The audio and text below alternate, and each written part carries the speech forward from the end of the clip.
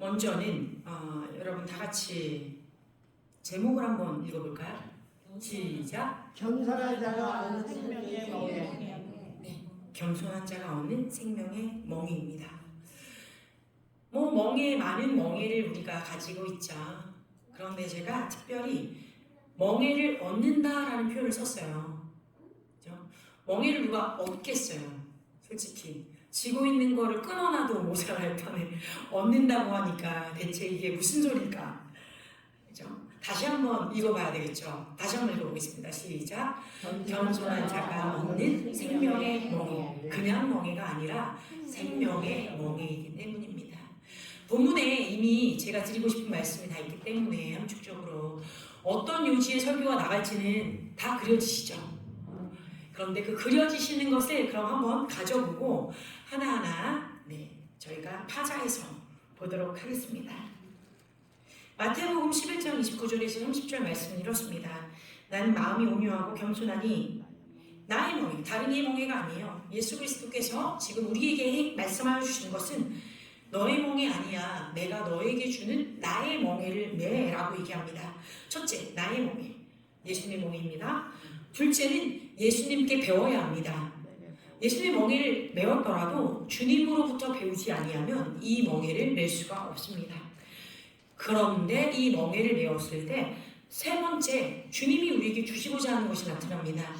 너희의 마음이 쉼을 얻는다. 그죠? rest, 안식이 온다라고 얘기하는 거예요. 대체 어떤 멍에를 매면 우리에게 쉼을 얻을 수 있는가 늘 고민하죠. 물론 말씀에 언제나 이렇게 해답이 있음에도 불구하고 우리는 그 멍에에 대해서 아직 다 알지 못하는 이유가 예수 그리스도께 나아가 배우지 않고 있기 때문이에요. 자, 그러면서 이 쉼을 얻을 수 있는 이 멍에, 즉 생명의 멍에가 무엇인지 말하십니다. 예수 그리스도의 멍에는 쉽고 또한 예수 그리스도의 짐은 가볍다라고 말씀하세요. 너무나 많이 들어봤던 말씀이에요. 그냥 툭 쳐도 나올 만한 알지 머리로는 알아요. 그런데 우리의 마음, 이 깊은 곳에서는요 이걸 계속해서 거부합니다. 왜? 예수님의 말씀을 머리로 안다라고 착각하고 있기 때문이에요. 내가 아는 것은요 내 경험이에요. 내 지식이에요. 내가 맞다라고 생각하는 것들이에요. 그래서 자꾸 주님이 말씀하시는 그분의 성품이 나에게 오지 않습니다. 다음 장 시편 말씀입니다. 다 같이 우리가 읽겠습니다. 시작. 여호와여, 주는 겸손한 자의 소원을 들으셨사오니 그들의 마음을 준비하시며 귀를 기울여 들으시고. 시편 22편 26절 시작. 겸손한 자는 먹고 배부를 것이며 여호와를 찾는 자는 그를 찬송할 것이라. 너희 마음은 영원히 살지어다. 시편 107편 12절 시작. 그러므로 그가 고통을 주어 죄송합니다. 네, 괜찮습니다. 시편 132편 1절 시작. 여호와여, 다윗을 위하여 그의 모든 겸손을 기억하소서. 아니, 다윗을 위하여 그의 모든 겸손을 기억하래요. 다윗을 위하여. 다윗이란 자는요 하나님의 마음에 합당한 자였습니다. 합한 자, 하나님의 마음을 막 쫓아가던 자예요. 다윗도 자신이 교만해졌을 때가 있었습니다. 그런데 다윗과 사울의 다른 점이 바로 여기서 나타나는데, 첫째, 자신의 죄가가 드러났을 때, 그것이 나의 죄구나 라고 깨달았을 때, 나란 선지자의 음성이 그것이 너다! 이 죄이다! 했을 때 바로 겸손히 구부러지고 엎드러집니다. 그리고 회개합니다. 내가 그 죄인입니다 라고 고백하면서 회개하는 장면이 다윗이에요. 다윗의 그 겸손함을 하나님께서는 크게 쓰신 거예요. 우리에게 그런 겸손함이 있는가 보아야 할 것입니다. 다음 장 여호와께서 시작. 여호와께서 겸손한 자들을 붙드시고 악인들은 땅에 엎드러뜨리시는도다. 또 같이 읽습니다. 여호와께서는 자기 백성을 기뻐하시며 겸손한 자를 구원으로 아름답게 하심이로다. 네, 말씀이 있죠. 네, 소리가 안 들린 것 같아요. 잠언 말씀입니다. 시작. 여호와를 경외하는 것은 지혜의 후계라. 겸손은 존귀의 기작이니라. 겸손은 존귀의 길잡이니라. 우리 모두가 존중받고 귀함을 얻고 싶어요. 맞습니까? 다른 사람이 나를 존중하고 귀하게 대접하여 주기를 원합니다. 우리 중에 안 그런 사람이 어디 있어요? 나는 그렇지 않아. 나를 함부로 대해도 돼. 한번 손 좀 들어봤어요. 놀랍게도 아무도 없으시네요. 모두가 존귀함 받고 싶은 거예요. 그렇죠? 할렐루야. 그런데 이 존귀하게 여김 받고자 원하는 자는요, 요구 조건이 있다잖아요. 뭡니까? 겸손해야 해요. 겸손이 뭘까요? 겸손이 뭘까요? 자, 다음 장 계속해서 읽겠습니다. 잠언 말씀 큰 소리 읽겠습니다. 시작. 겸손한 자와 함께하여 마음을 낮추는 것이 교만한 자와 함께하여 탈취물을 다루는 것보다 나으리라. 아멘. 다음 시작. 사람의 마음의 교만은 멸망의 손목이요 겸손은 존귀의 길잡이라. 같은 말씀이 또 반복이죠.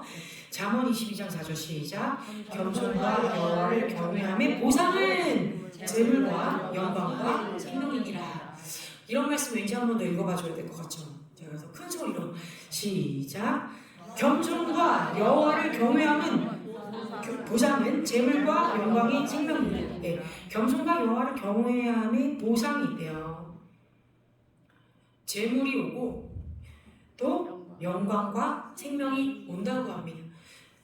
재물, 영광, 생명을 마다할 자가 누굽니까? 우리 중에 단 한 분도 없으시죠? 저희가 지금 추구하고 원하고 막 부르짖고 달라고 막 요구하는 거잖아요. 그런데 또 여기에 먼저 말씀하시는 것이 있는 거. 내가 너에게 이걸 주길 너무 원해. 그런데 너희에게 갖춰야 할 덕목이 있어.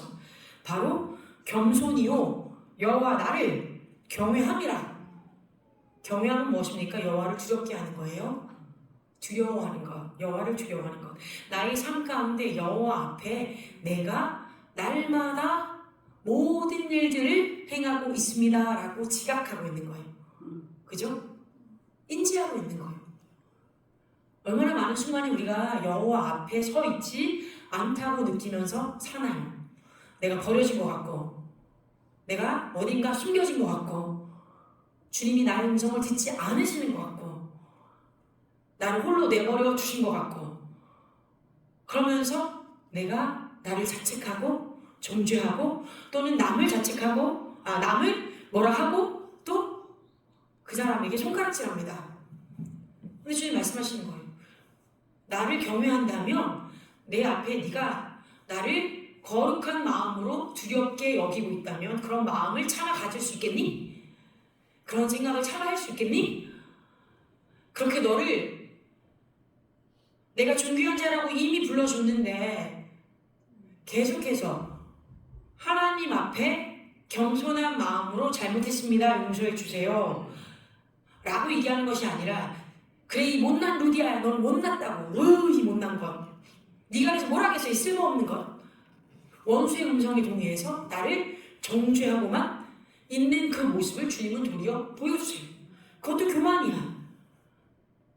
죽음 가운데 너를 데려가는 것도 교만이야. 그만해 라고 하시는 거죠.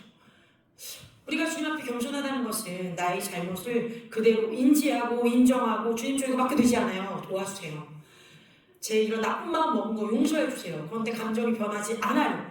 저를 좀 살려주세요. 주님의 마음과 교환하고 싶습니다. 라고 얘기하는 것이 진정한 겸손이지 나를 끊임없이 때리고 학대하는 것은 교만입니다. 그래서 이것도 그만해야 돼요. 자, 그러면 본문에서 다음 장 오라! 네. 오라 하시면서 겸손을 말씀하시는데 우리가 지금 멍에를 보고 있습니다. 여러분, 멍에를. 어떤 멍에예요? 이것이 주님이 말씀하시는 예수 그리스도의 멍에입니다. 멍에가 두 개죠. 다음 장. 소가 거의 같은 크기의 소가 멍에를 메고 있습니다. 주님 말씀하시는 것이 너희가 나만큼 자라나야 돼 라고 얘기하시는 거예요. 아직까지도 우리는 어린 소입니다. 때때로 우리는 어린 소예요. 그러면 주님이 홀로 그 멍에를 다 지고 가십니다. 그래서 우리는 늘 쉬워요. 늘 쉬워요. 늘 가볍게 여겨요. 그런데 어느 순간인가 주님이 우리에게 요구하시는 것은 너와 나의 몸집이 장성함이 너희의 생각과 사고가 나를 닮아 그리스도의 그 새 마음을 가져서 동일한 짐을 같이 지고 갈 수 있을 만큼 나는 너희를 키우고 싶어 라고 얘기해 주시는 거예요. 근데 그럴 때는요, 우리에게 더 이상 이 짐이 어렵기만 하진 않을 거예요. 그 결과를 제가 나중에 말씀드릴 것입니다. 다음 장. 네, 또 동일하게 주님의 멍에를 계속 보여주고 계세요. 이런 멍에를 얘기하시는 거라고요. 한쪽으로 쏠리지 않고 같이 동등한 능력을 발휘할 때 다시 잘 달립니다. 그렇죠? 주의 원하시는 것들을 잘 실어 나를 수 있어요. 근데 우리는 아직도 그걸 거부하죠? 그럼 괜찮습니다. 왜냐면 예수님이 괜찮다고 하셨거든요. 내가 일단은 다 져줄 거야. 일단 너는 옆에서 나를 배워. 계속해서 나를 배워. 그죠? 배우고 있는 중이에요. 다음 장.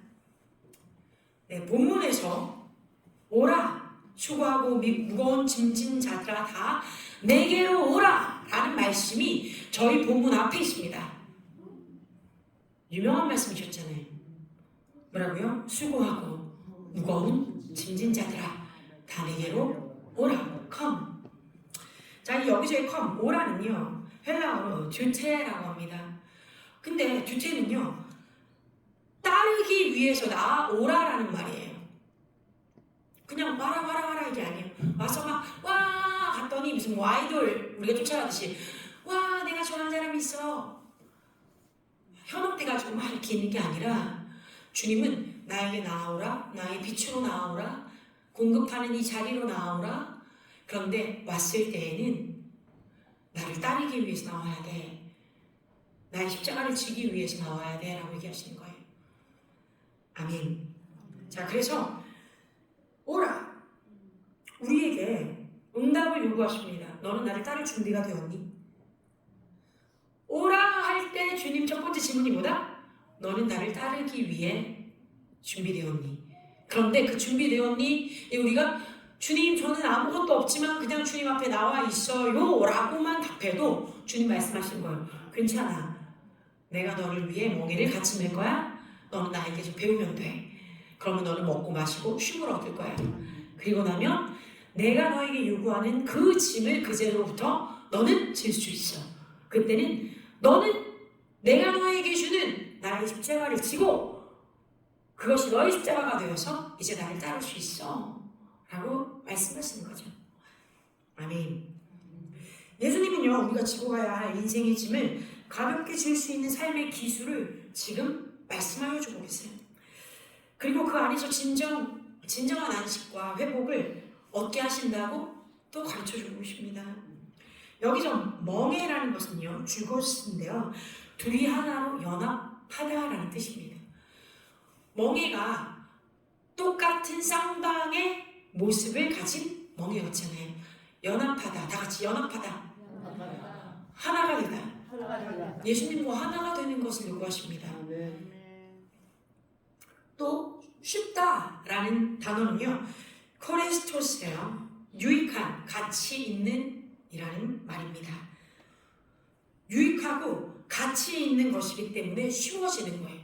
아무리 무겁고 어렵고 힘들고 나를 짓누르는 것 같은 짐처럼 나에게 요구하는 것이 많은 것처럼 어떻게 이런 걸 나에게 요구할 수가 있어?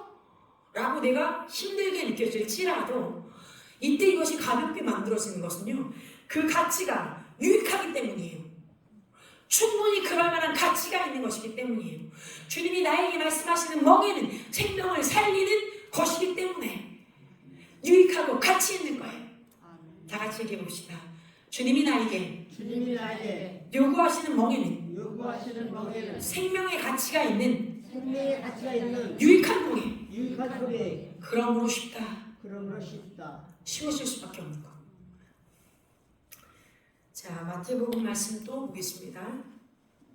다시요, 처음부터 볼까요? 그러면 수고하고 무거운 짐, 과업이란 뜻이에요. 이 짐이란 말이 과업, 부커체온이란 말인데요.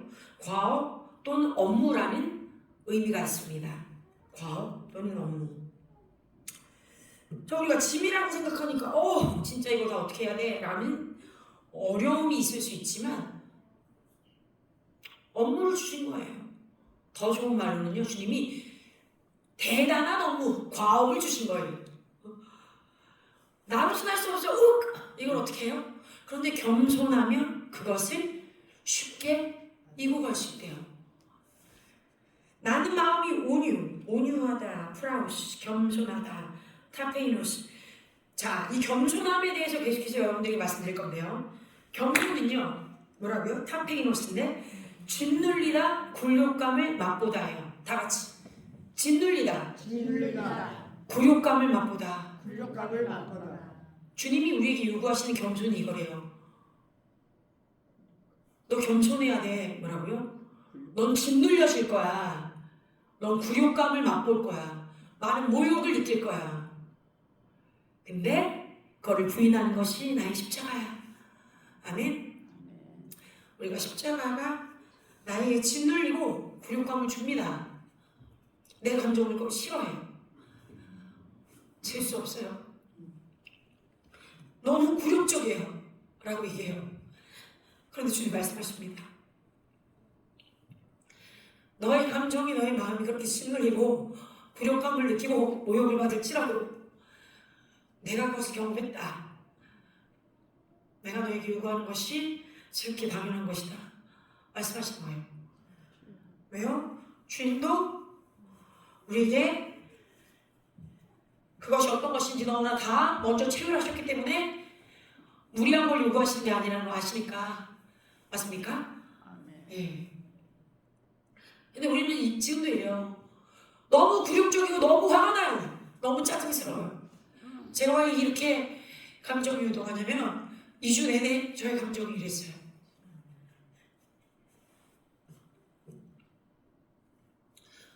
저의 음성이 들려지지 않는 것 같고 상대방에게 제가 계속 짐을 나눠 줘달라고 하는데 그 요구가 인정받지 못했어요. 그래서 너무 힘들었어요. 그래서 주님께 나와서 너무 죽어버릴 것 같아요. 미쳐버릴 것 같아요. 너무 화가 나요. 너무 짜증스러워요. 저로 살 수가 없어요. 막 소리를 지르는데 해결이 안 되는 거예요. 아직도 해결하고 있는 중입니다. 그래서 이 말씀을 준비하면서 너무 많이 회개가 나왔어요. 회개는 나오지만 또 그 상대방이랑 서면 아직도 해결되지 않는 내 마음 때문에 감정이 막 솟구쳐요. 화를 지르고 성질을 부리다가 또 돌아서면 너무 죄송해요. 상대방에게 죄송하고 하나님께 너무 죄송해요. 그리고 그 외에 또 나의 요구들이 들어지지 않을 때, 나의 음성이 들려지지 않을 때 너무 화가 나요. 왜 이것밖에 되지 않을까? 그런데 주님 또 말씀하시는 거예요. 네가 짓눌려도 괜찮아. 너는 나랑 동일한 짐을 지고 있는 거야. 근데 그게 힘들다고 하지만 네가 나의 동일한 짐을 나에게도 배우지 않아서 그런 거야. 나에게 배우라니까. 그쵸? 주님은 계속해서 당신의 온유함과 겸손함을 배우라고 끊임없이 저에게 말씀하십니다. 근데 저는 그걸 배울 짬이 없어요. 내 마음이 너무 분주해서. 내가 옳다라고 생각하는 그 체계가 아직도 부서지지 않아서, 그 경험이 깨어지지 않아서, 그 알고 있다라고 생각하는 내 한낱 지식이 아직도 나를 너무 꼭 올가매고 있어서 주님 앞에 그 없이 나아갈 수가 없어요. 아직도 그래서 주님한테 화를 내고 있는 중이에요. 이것도 필요한 단계니까 그렇겠죠. 여러분은 어떠신가요? 온유하신가요? 겸손하신가요? 어떻게 생각하세요?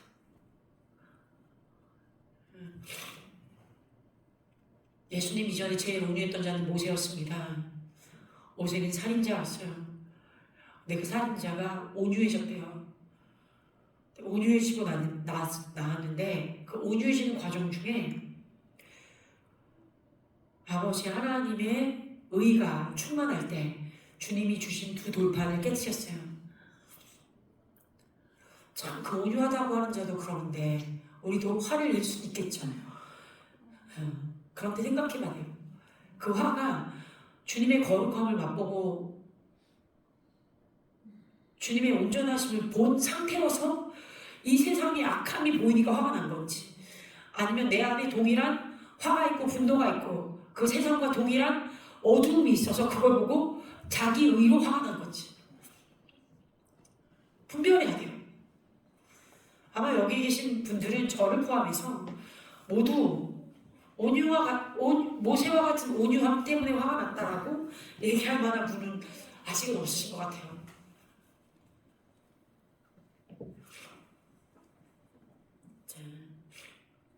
자, 온유에 대한 말을 우리가 보면 온유는요 어떤 의미인지 볼게요.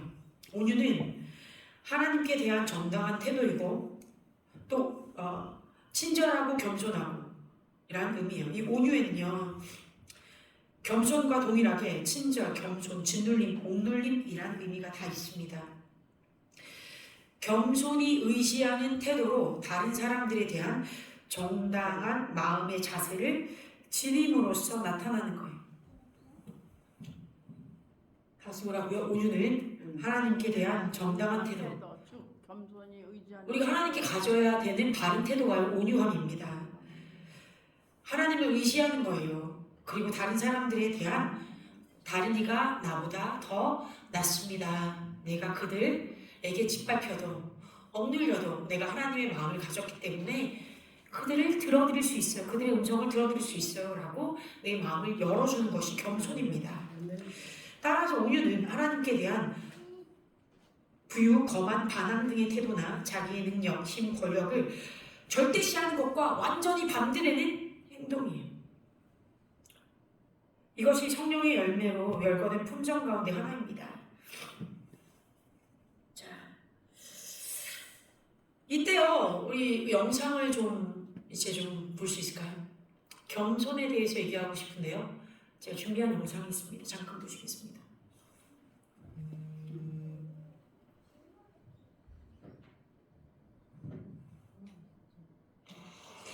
소록도에서 43년 동안이나 한센인을 돌봐왔던 이방인 수녀가 있었습니다. 11년 전 호련이 섬을 떠나서 그 빈자리가 컸었는데 8순의 나이에 다시 찾아와 한센인들을 울렸습니다. 송인호 기자가 취재했습니다. 언제까지 일할 수 있는 건강이 허락될지 몰라 고향으로 떠나기로 결정합니다. 이 편지 한 장 달랑 남기고 마리안느 수녀는 동료 수녀와 함께 호련히 소록도를 떠났습니다. 이때 수녀의 나이는 이는 27의 꽃다운 나이에 외딴 섬에 들어와 43년 동안 한센인과 동고동락했습니다. 입으로 피고름을 짜내며 몸을 아끼지 않았습니다. 소록도에서는 전라도 할매로 통했습니다. 자기 무릎에다가 올려놓고 치료를 다 해주고 입으로까지 빨아서 피부름을 받아서 해줬어요. 제대로 일을 할 수 없어 부담이 될 때는 떠나야 한다며 작별 인사도 없이 떠났던 할매가 11년 만에 다시 나타났습니다. 백발이 성성한 할매를 끌어안고 한센인들은 꿈만 같다며 울음을 터뜨렸습니다.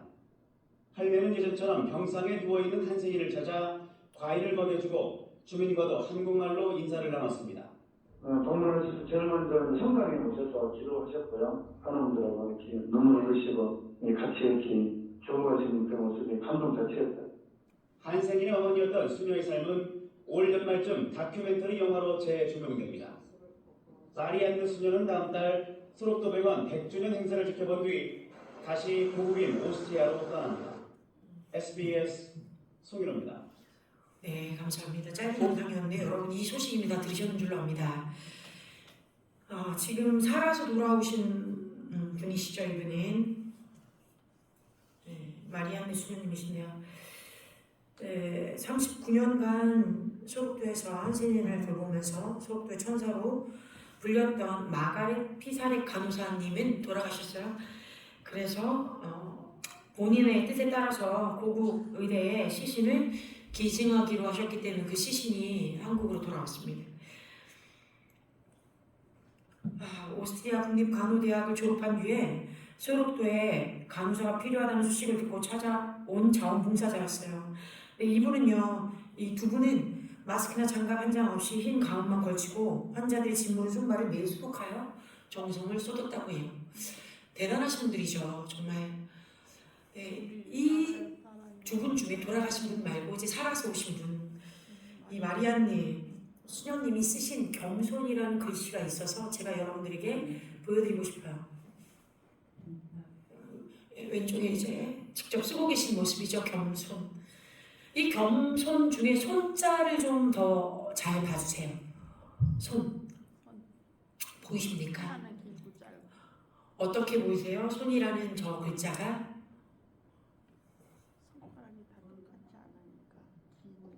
다음 장. 네. 자, 마리아네 수녀님이 쓰신 겸손이란 글자예요. 손이란 자의 기울기를 한번 보세요. 시옷자의 기울기. 마치 자기 자신을 낮추면서 상대를 존경하듯 인사할 때 허리와 머리를 낮추어 공손한 인사를 하듯이 몸을 낮추었습니다. 맞습니까? 네. 겸손은 말 그대로 나의 몸을 낮추는 거예요. 나의 머리를 낮춰주는 거예요. 하나님께 긍휼을 구하는 마음, 그것이 겸손입니다.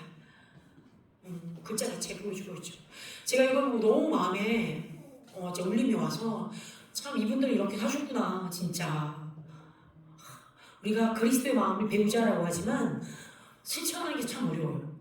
근데 이분들은 이렇게 사신 거예요.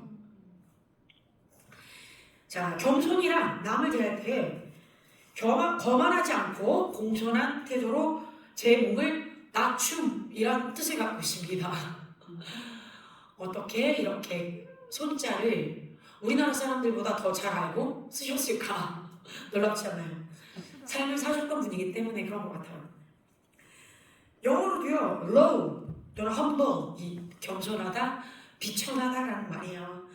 비천하고 낮고 보잘것없다, 그것이 겸손이에요. 우리가 나는 겸손한 자가 되고 싶습니다라고 하시면 얼마나 많은 경우에 내가 낮고 겸손하고 비천하게 살기를 원하지 않나요? 우리는 존귀받기를 원합니다. 결과만 보기를 원해요. 과정을 싫어해요. 참 그나마 감사한 것은 저희 교회는 그래도 겸손히 몸으로 행하여 주신 분들이 계시죠. 네, 직접 나서서 식당 봉사도 해주시고요, 밥도 챙겨주시고요, 또 어떻게 해주시나요? 설거지도 해주시고요. 아주 너무 감사해요. 다시 한번 뭐라고요? 이 손자는 자신을 낮추고 상대를 존경하듯 인사할 때 허리와 머리를 낮추어 공손한 인사를 하듯 우리의 몸을 완전히 상대방에게 낮추는 것이 겸손이다. 자, 이제 다음 장 넘어가겠습니다. 달렛. 저희가 계속해서 이 달렛이라는 상황을 얘기하고 있어요. 달렛. 5784에 대해서 얘기 드렸습니다.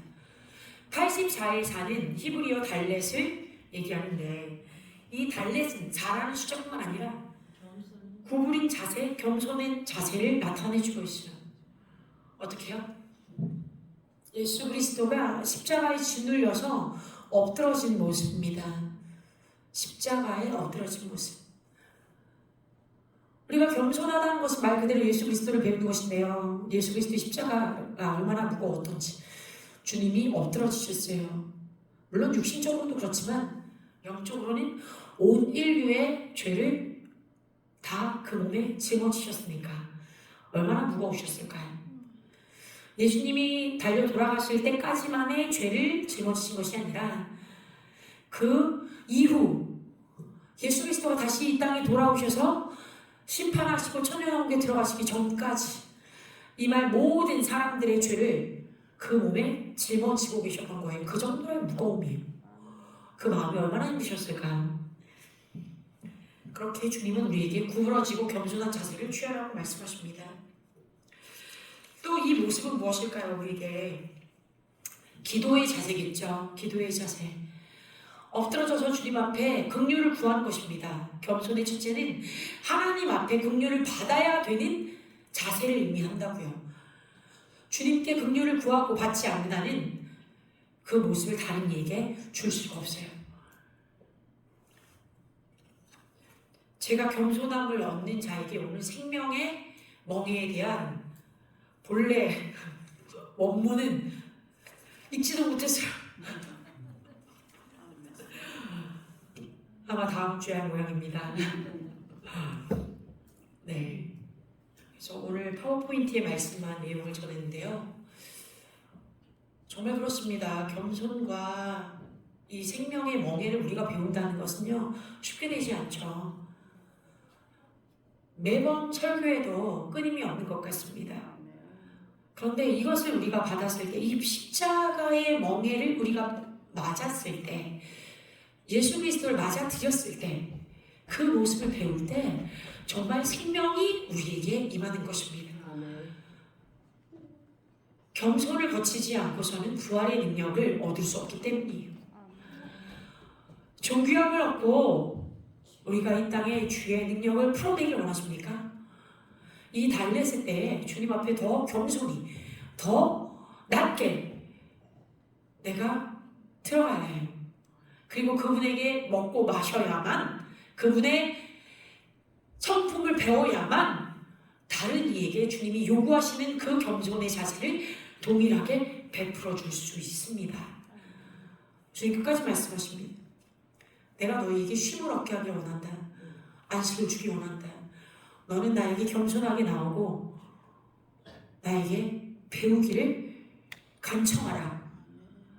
그랬을 때 너희가 상대방에게, 서로에게, 또 이 세상에게 겸손한 자로 짓밟히고 비천한 자가 되고 모욕을 당하고 굴욕적인 일들을 경험했을지라도 그 안에서도 여전히 생명을 누릴 수 있기 때문이다 말씀하십니다.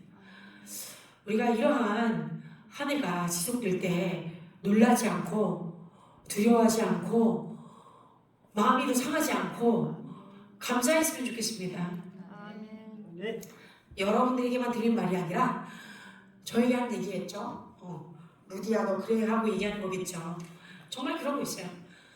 말씀을 전할 때 은혜는 내가 먼저 주님 앞에 회개하게 되고 주님의 선포를 제가 받기 때문입니다. 우리가 다 같이 그런 주님의 마음, 말씀, 그 생명을 누리는 한 해 5784년 되시기를 축원합니다. 기도하시겠습니다. 아빠 하나님 감사합니다. 진실로 우리 가운데 주님의 겸손함, 그 온유함이 있기를 원합니다. 주의 온유와 겸손함이 무엇인지 하나씩 배우고 있습니다. 예수 그리스도의 멍에가 정말 생명을 살리는 멍에임을 배우고 있습니다. 어떻게 생명을 살릴까요? 나의 마음이 짓눌려지고 부서지고 굴욕적으로 낮춰졌을지라도 주님이 가신 그 길을, 그 십자가의 길을 내가 배우고 있다.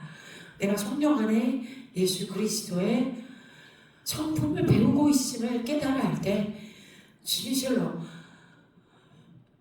주님이 나를 생명으로 무장시키시고 생명